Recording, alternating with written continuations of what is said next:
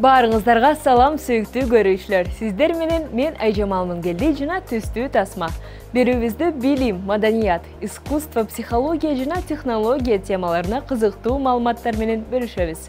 Ал эми бүгүнкү чыгарылышыбызды кыргыз тили темасына арнайбыз. Атай Самыйбек өзүнүн берүүсүндө кыргыздын чыгаан уул кыздар менен жолугушуп, көрүүчүлөрдү да алар менен тааныштырып кетет. Бул проект жаш, прогрессивдүү инсандар жөнүндө айтып берүү максаты менен жаралган. Ошондой видеолордун бирөөсүндө билимин өткөн Нурболот Азамат, К тили долбоорунун негиздөөчүсү конокко келди.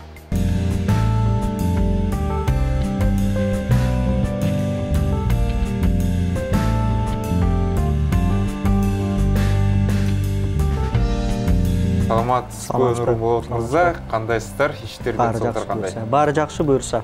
Мен дагы бүгүн сиздин долбооруңуздун мейманы болуп атканыма өтө кубанычтамын.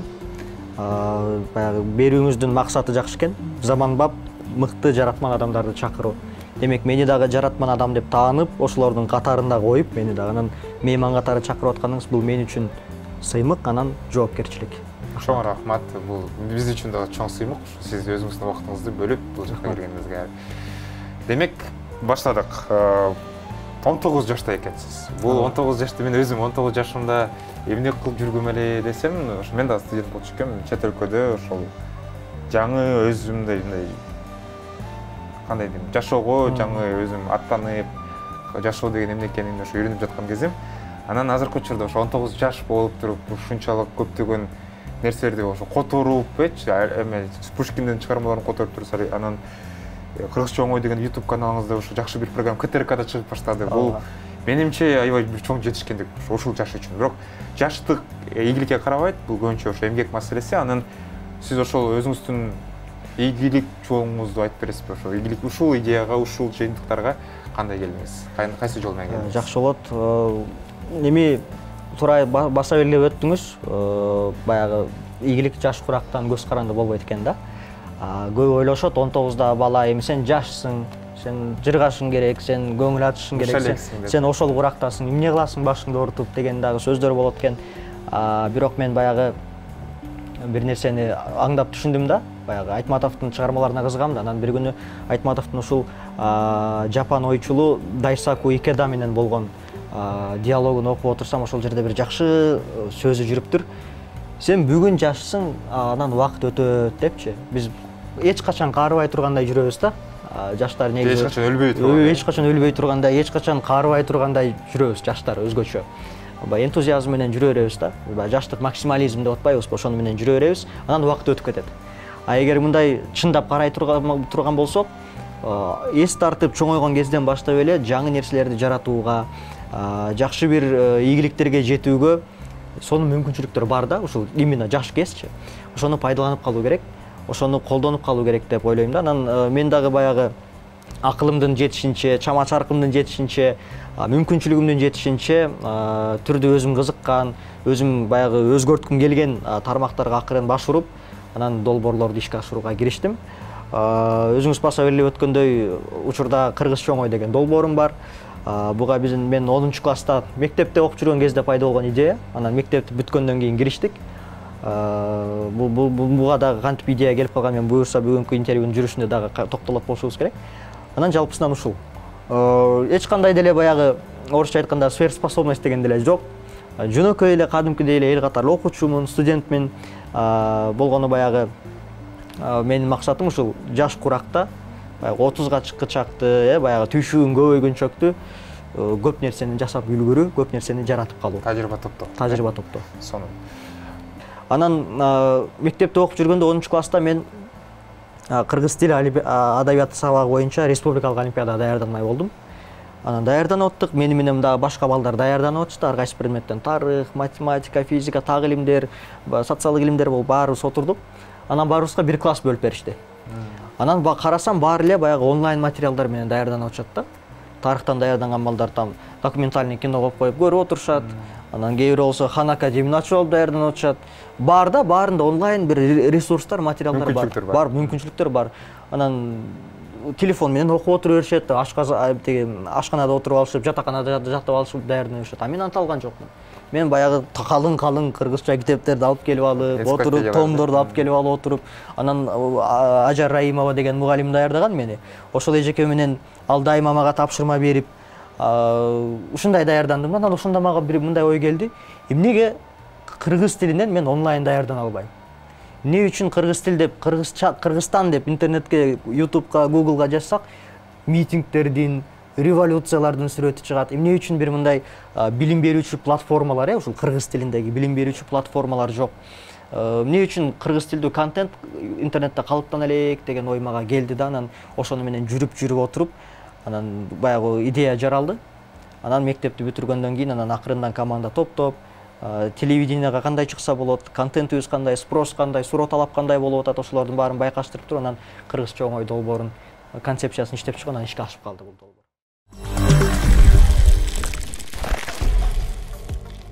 Ал эми кийинки видеодо Нурболот Азаматтын К тили берүүсүнүн үзүндүсүн коюп беребиз.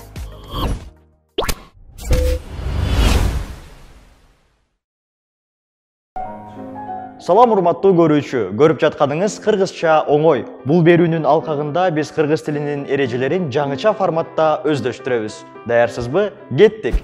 Жай келди. Өнөр жай тармагы өнүгүүдө, заңгыраган турак жайлар салынууда. Ооба, кыргыз тилинде бирдей жазылып, бирдей айтылып, бирок такыр башка маанилерди туюнткан сөздөр кездешет. Биз аларды амонимдер деп атайбыз. Кыргызча оңой берүүсүнүн алгачкы чыгарылышында дал ушул амонимдер жөнүндө кенен түшүнүк алабыз. Амоним грек тилинен которгондо бирдей, окшошат дегенди билдирет. Бул терминди илимге Аристотель киргизген. Айтылышы, жазылышы бирдей, бирок лексикалык маанилери ар башка сөздөрдү амонимдер деп атайбыз. Ал эми амонимдерди изилдөөчү тил илиминин бир бөлүмү амонимия деп аталат. Амонимдер кантип пайда болот? Тил биздин сезимдерибизди жана ойлорубузду түшүндүрүү үчүн колдонулган аспап. Бүгүнкү күндө 7000ден көп ар кандай тилдер бар экен. Ал эми тилдердин өнүгүшү кандай болгон? Бул тууралуу кийинки видеодо кененирээк айтып беребиз. Библия мунарасынын библиялык окуясында бир убакта бардык адамдар бир тилде сүйлөшкөн деген маалымат бар. Бир күнү көптөгөн топторго бөлүнүп, бири-бирин түшүнбөй калышкан деп айтылат. Чындыгында бир эле тил болгондугу белгисиз. Бирок миңдеген заманбап тилдер чакан топтордон башталгандыгын билебиз. Бул тилдик ар түрдүүлүккө кандайча жетиштик? Адамзаттын миграциясы башталганда жер кыйла аз отурукташкан. Жалпы тили жана маданияты бар адамдардын топтору көп учурда майда урууларга бөлүнүп, жем издеп, жемиштүү жерлерди издеп келишкен. Миграциянын жана жаңы жерлердин отурактуушусунун натыйжасында алар ар кандай жолдор менен өнүгүп, бири-бири менен байланышын жоготушту. Жүздөгөн жылдар ар кандай шарттарда жашап, ар кандай тамак-аштарды жеп, ар башка коңшулар менен өз ара аракеттенип, жакын тилдер диалектилерге бөлүшүп жана лексикасында такыр башка тилдерге айланышына өбөлгө түздү. Ошентип калктын өсүшү менен жаңы тилдер пайда болуп атты. Генеалогия адистеринде болуп, азыркы лингвисттер бул процессти көптөгөн тилдерге издөөгө аракет кылып, алардын жалпы атасы, прототилин табууга үмүттөнүшөт. Көптөгөн тил подгруппалардан турган тууган тилдерди тилдик үй-бүлөлөр деп аташат. Тилдердин тектештигин кантип аныктайбыз? Окшогон сөздөр көрсөткүч эмес. Алар жалган байланышта болушу мүмкүн, же түздөн түз башка тилден алынышы мүмкүн. Бирок алар бир тамырдан келип чыкпайт. Тилдердин тектештигин аныктаган белгилер грамматика, синтаксис жана негизги лексика, ат атоочтор, сандар жана ага байланыштуу терминдер. Бул компоненттер башка тилден алынбайт. Бул элементтерди салыштыруу жана үндөрдүн өзгөрүүсүндөгү мыйзамдуулукту издөө жана тилдер ортосундагы окшоштуктар лингвисттерге тууганчылыкты орнотууга, өнүгүүнүн мүнөздүү өзгөчөлүктөрүн байкап, ал тургай жазма эстеликтерди калбай калган мурунку тилдерди кайрадан жаратууга мүмкүнчүлүк берет. Элдердин жана алардын жашоо образына таянып, кайсы сөздөр оригиналдуу жана кайсынысы алынгандыгын аныктап, лингвисттер башка маанилүү тарыхый табышмактарды чечишет. Тил дарагын куруу процессинде тилчилер эки көйгөйгө туш болушат. Биринчиден, тил булактары кандайча бүтүшү керектигин аныктоонун ишенимдүү жолу жок. Башкача айтканда сөз диалектке же тилге кирери белгисиз. Мисалы Кытай тилинде көптөгөн диалектилер бар. Кытайча сүйлөгөндөр үчүн бири-бирин түшүнүү кыйын. Ал эми испан жана португалдар көп учурларда бири-бири менен көйгөйсүз сүйлөшүшөт. Азыркы адамдар сүйлөгөн тилдер бири-биринен өбөчөлөнгөн эмес. Азыркы адамдар сүйлөгөн тилдер бири-бирине байланышкан жана аралашкан. Көбүнчө тил менен диалект ортосундагы айырмачылык тилдик өзгөчөлүктөр менен эмес, саясий жана улуттук чөйрөдөгү өзгөрүүлөр менен аныкталат. Ошондуктан дүйнөдөгү тилдердин саны жөнүндө суроого жооп бергенде, алардын саны 3000ден 8000ге чейин өзгөрүшү мүмкүн. Ким эсептерине жараша айырмаланып турат. Экинчи маселе. Тил дарагынын тамырын табууга аракет кылып, илгерки замандарга кайтып барган сайын байыркы тилдер жөнүндө факторлор азаюуда.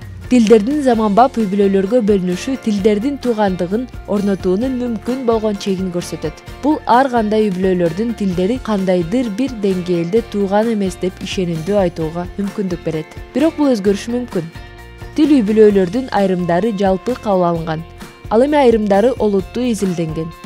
Тил кандайча пайда болгонун жана бар тилдердин жалпы атасы болбогонун эч качан билбешибиз мүмкүн. Анткени ал миграция учурунда тилдерди аралаштыруунун натыйжасында жоголушу мүмкүн. ТВ1 KG каналындагы иш күндүн кечи берүүсүнүн алып баруучусу Урмат Борченов кыргыз тилин өздөштүрүүгө жардам берет. Өздөрүнүн видеолорунда ар кандай каталар, туура сүйлөө жөнүндө айтып берет. Ал эми кийинки видеодо сабактардын бири. Барчык келчик. Мага жакпайт.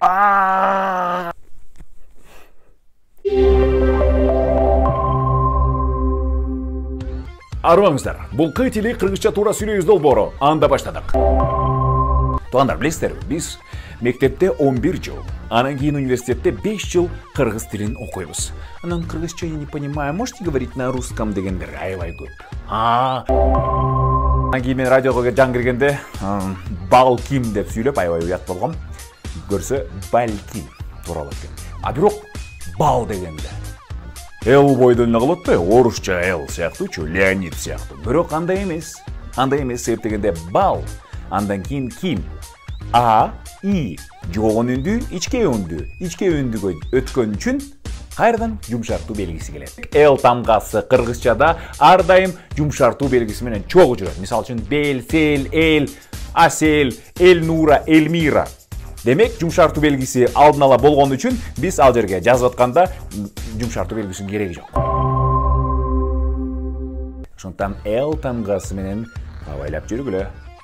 Ушундай чыгарылыштар жакса, сиздер үчүн чыгарып турайык.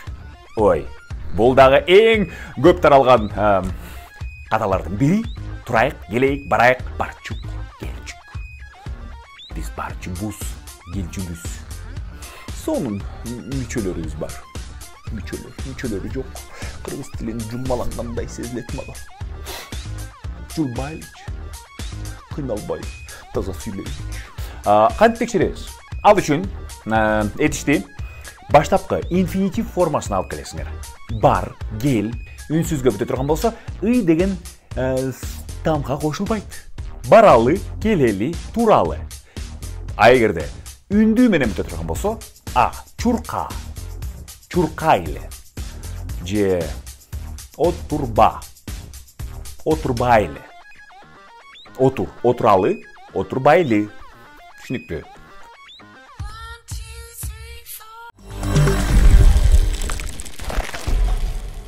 Ал эми чыгарылышыбыздын аягында сиздерге жагымдуу ыр коюп беребиз.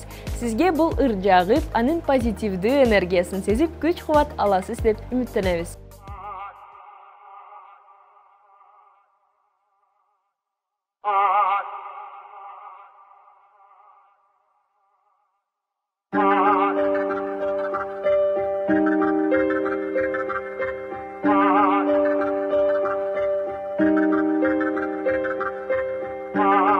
Айтамын ғанаң ей, атадан ғана қалған мурасты.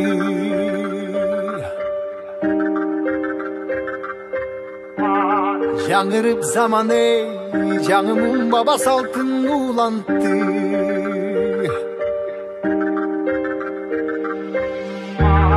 Намысын биік сақтаған ел, табышын ұрып тыңдап жүректе. Kadırın tuyup barktanam Kayratından canmağan Kalın eldi barktagan Egemendikti encilen ömürüm bergen bizgen kançadam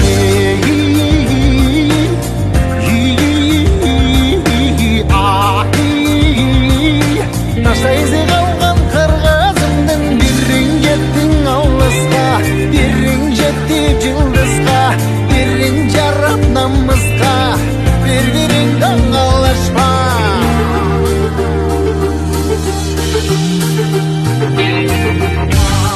Arnağan kanan ey yerim içinde öçmezsem gekti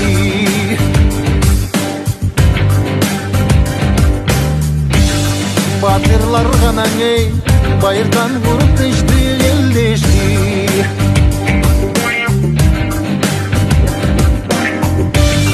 Namısın büyük saktagan el Yavuşunlu kırklar yürekte Kaderim duyup barktanam ey Hayratından canmağan Kalın eldi barktagan Egemendikti elçile ömrün bergen bizgen kançadam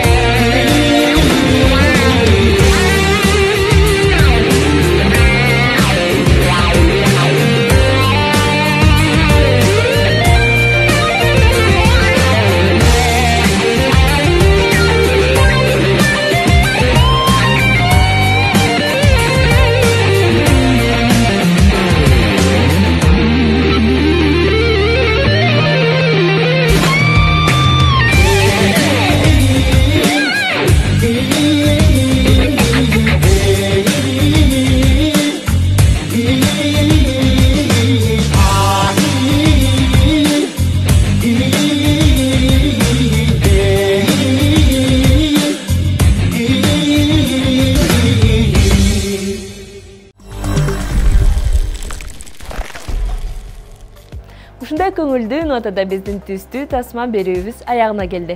Бүгүнкү чыгарылышыбызды кыргыз тили темасына арнадык.